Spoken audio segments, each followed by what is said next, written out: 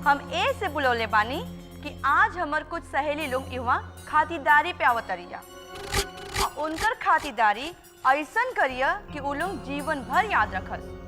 और उनका ये बता दिया कि हम ए घर के बड़ पतो हैं।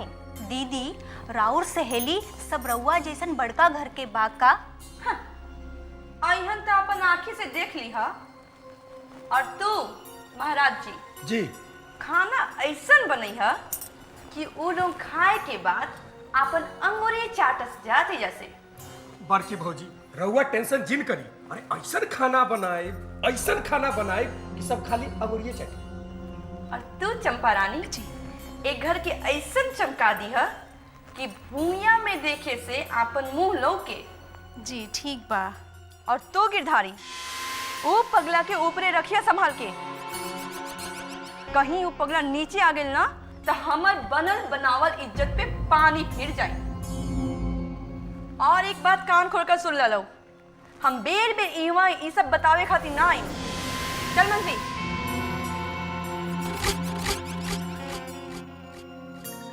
देखा तनी गिरधारी काका, अगर मालिक की इज्जत के ख्याल न रहत तो इनकर सबके ऐसन खाना खिलाई थी कि जिंदगी भर खातिर मुंह के स्वाद खराब हो जाए।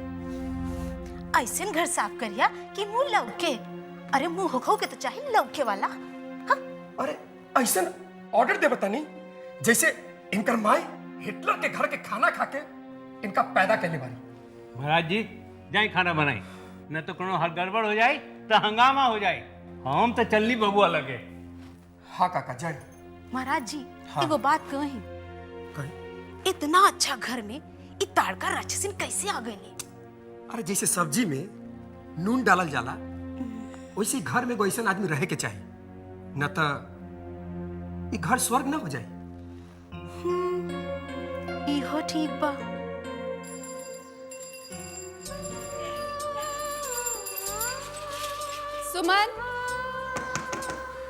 सुमन। अरे तनु अब अंदर आवा। और का हाल बा? बस ठीक बानी। आजकल रात के ड्यूटी बा से दिन भर घर में रहता नहीं। हम चाय बना देनी। ना ना चाय रहेला। आज दिन में बहुत चाय पीले बनी। दरअसल हम तोरा से राय लेवे आल बनी। हाँ बोला ना। अब तोरा से का बताई, घर के माली हालत दिन पर दिन बिगड़ल जाता। बाबूजी के आँख खराब होला के कारण वो ठीक से कामों नहीं कर पावत। उनका ऑपरेशन भी करावल जरूरी बा। कुछ पैसा के इंतजाम भइल? अभी कहाँ, जौन पैसा रहे दोनों खर्चा हो गई। अब ट्यूशन से काम नहीं खे चलत। कहीं कुछ काम के इंतजाम हो जाए तब। जाना तारू, लड़की ला नौकरी से ज्यादा जरूरी बा सुरक्षित जगह पर नौकरी। और ऐसन जगह आजकल बड़ी मुश्किल से मिलेला। यहाँ तो लोगों की नजर काम से ज्यादा शरीर पर टिकल रहेला। सुमन हम का करी, हमरा कुछ समझ में नहीं आवत। सोच ले रानी तोनी दोनों बहन जैसा नर्स के नौकरी कर ले, बाकी ना अब समय बा ना पैसा बा। घर के हालत अब बर्दाश्त नहीं के होत। देखा तू चिंता मत कर, हिम्मत रखा। भगवान कोनो रास्ता जरूर दिखाइए। वह तो नहीं खन चाहत। अगर वो चाहता तो ये सब होबे ना करी। ऐसा हिम्मती लड़की रोई तो कैसे चली? तू बैठा, हम पानी लेके आवता नहीं।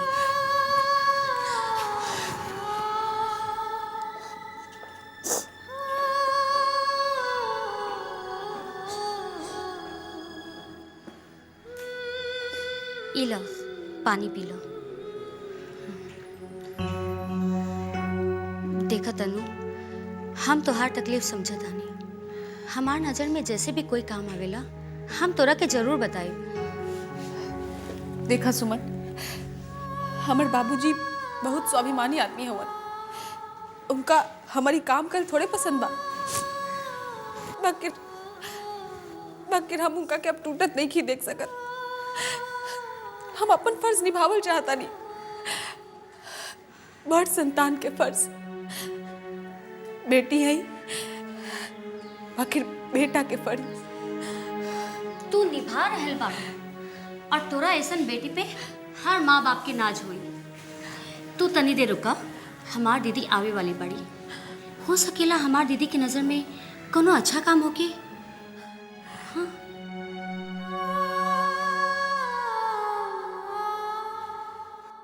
चंपा फटाफट मेथी पत्ता छाट ला, न तो उ बड़की पिचास हमर खून पी जाए। कितनो अच्छा बना ली, पर ओ बक्से वाली नहीं खी। काहे? हमरा मायके में ऐसन होला, हमरा मायके में वैसन होला। ई ऐसे बनी, उ वैसे बनी। इतना नेम खेम निकलनी के रउवे समझ ली।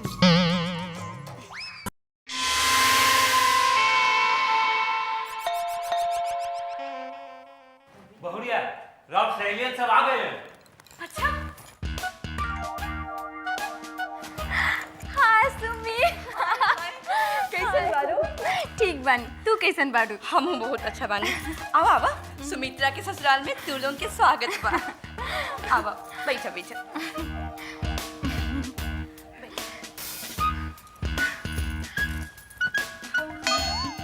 ई हमर मजली देवरानी। हाय। हाय हाय हाय। अच्छा अच्छा, जा जाके तू चंपा से कहा शरबत लेके आ रहा। जा जा, हाँ जा।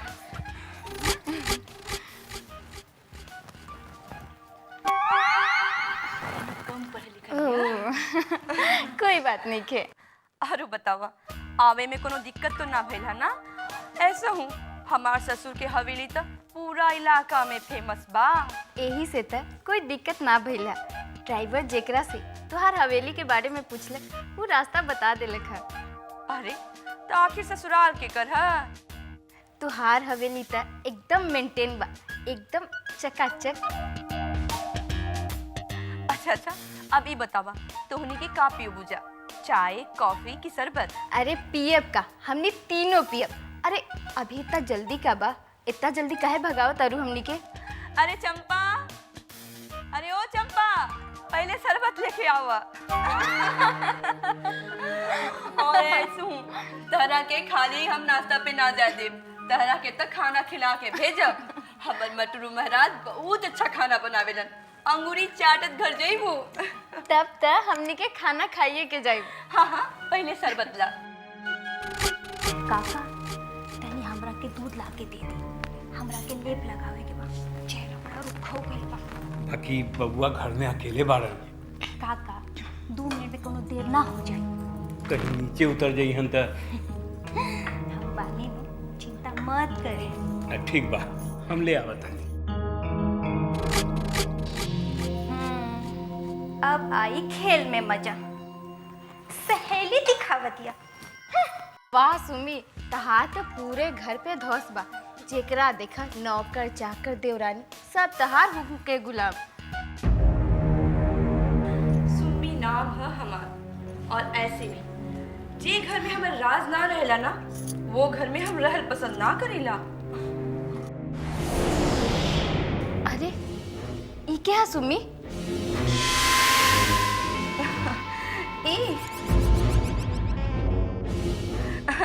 ई हमार छोटका देवर है। देवर?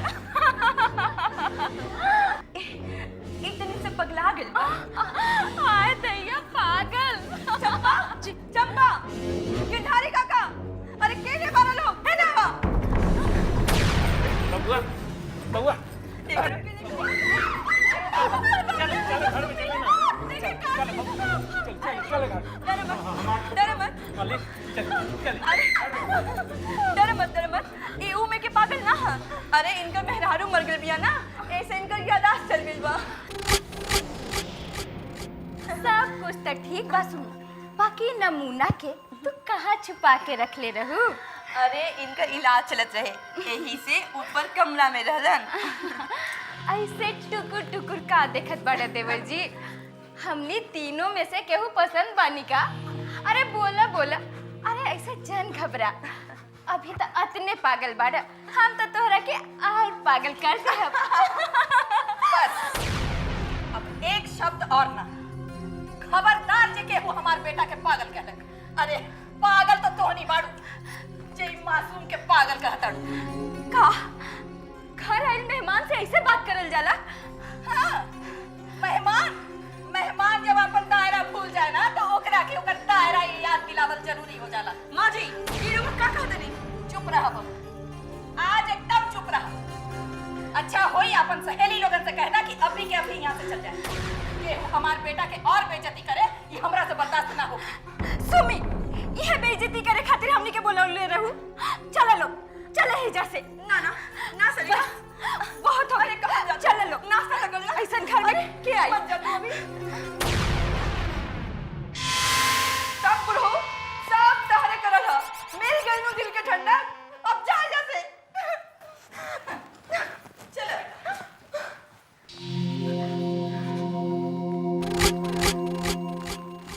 दीदी शांत हो जा, दीदी शांत हो जा।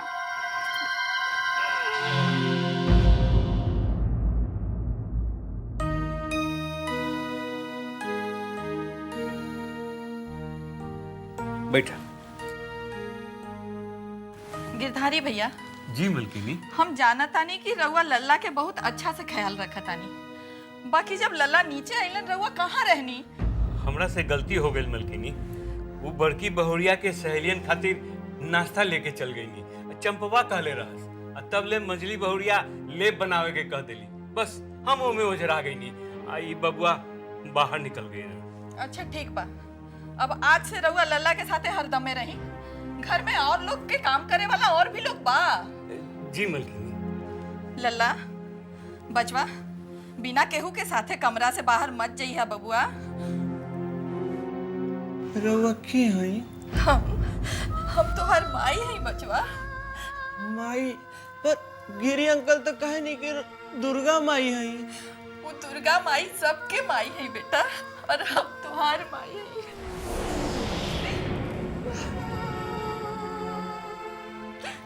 बबुआ, तोरा कुछ याद नहीं के? कुछ याद नहीं खे। तू हमरा के बिसर गेला बेटा। तू हमरा के बिसर गेला अपन माई के। रउआ मत रोई, मत रोई। हम कुछ ना बोले। हम नीचे भी ना जाए। हम नीचे भी ना जाए। रउआ मत रोई रउआ। मलकिनी ऐसे मत रोई, बबुआ पर असर हो सकता।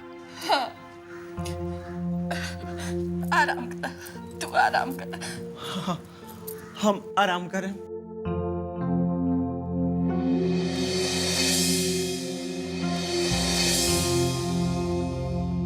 गिरधारी भैया, आज से रउआ सिर्फ और सिर्फ हमारे लल्ला के साथ नहीं।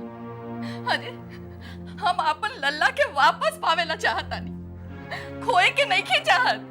रउआ निश्चिंत रही मलकिनी। देखा गिरधारी भैया, सुना, ई घर में केहू कुछ बोले, केहू के बात माने के कोई जरूरत नहीं है।